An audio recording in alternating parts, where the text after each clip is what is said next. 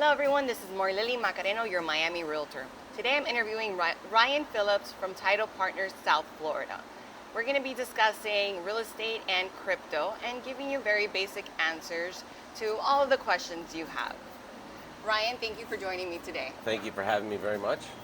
So I know that you've been getting a ton of questions since you are an expert A ton. at this point. Every day. So since 2017, you have been doing transactions in crypto, correct? First transaction was in 2017, yes. Okay, that's exciting. And then last year, we did about 50 million in crypto transactions, and that was more than all the other years combined previously.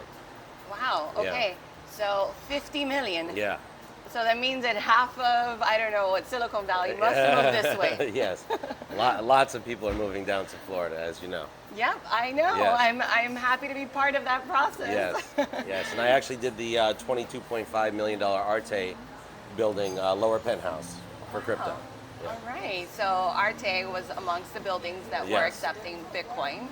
It wasn't accepting it, but we made it happen. You made it happen. Yes, Okay. yes. Fantastic. Yes. So I want to make sure that all of our followers and everyone that is considering in moving forward and making their purchase or accepting any kind of cryptocurrency has some answers on hand when they're considering. Absolutely. So let me ask you, how is a home typically paid for with crypto? Okay, so typically a home is paid for with crypto by either invoice, just like you were buying a product online. So like you were using a credit card to go online and buy a product, the same thing.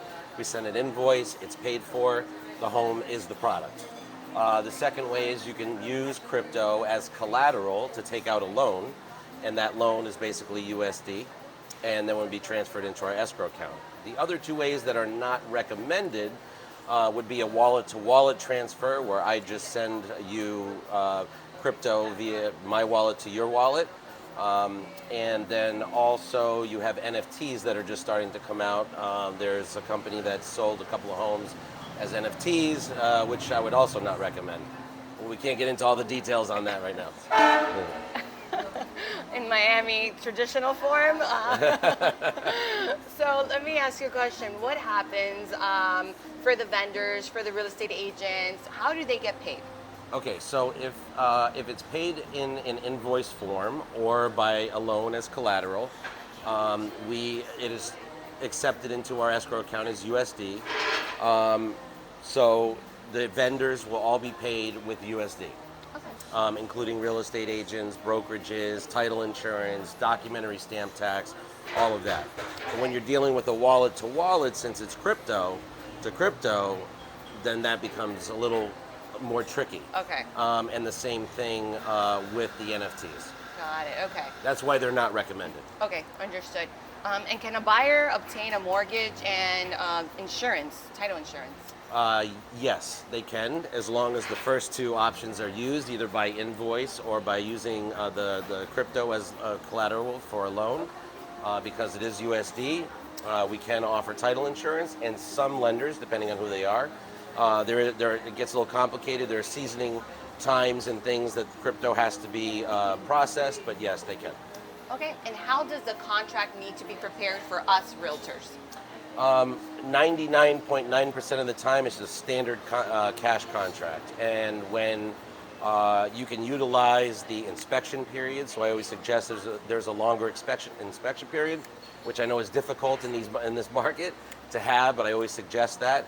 So that we could utilize that time for like approval processes and things. Got it. Okay, so everything gets done basically within that inspection period. Correct. And sometimes there are additional terms added to the contract that state that it's crypto is being used or something like that, but that all really depends on the situation. Got it. And what are the benefits of accepting or using crypto to purchase real estate? Okay, so buyers have many different reasons for using crypto, whether they've made a lot and want to use it and turn it into a hard asset, such as real estate.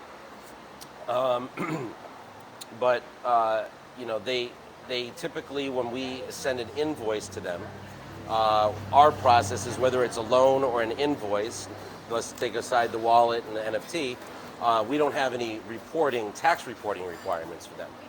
So it's up to them to determine with their accountants and CPAs, not legal advice or accounting advice, as to whether or not they need to report that, because it is using an asset to buy another asset. So that's for the buyers. For the sellers, they're really expanding their market reach. So they can reach those international buyers or whoever they may be that would like to use crypto. So it's only opening up their market. Fantastic. Thank you so much, Ryan. I really appreciate it. Thank you, Marlily. I appreciate you having me. Thank you. For everyone out there, if you are considering purchasing in cryptocurrency, we have about 10 buildings that are accepting. They may be out. We may not have any more units there, but we do have some in the Aurora, and Ryan has done plenty of transactions there. And we actually have buildings that aren't even accepting, that we're finding ways to help buyers get into those properties even when they don't accept the crypto. Fantastic. So you see, when there's a will, there's a way, and if you Yes. have crypto, there's more ways now. Thinking outside the box. Thank you for tuning in to More Lily Sells the City. You have your Miami agent here, and you have a partner that can help you with your cryptocurrency and the purchase of your first real estate property in Miami. Feel free to reach out to us if you have any questions. Thank you. Thank you.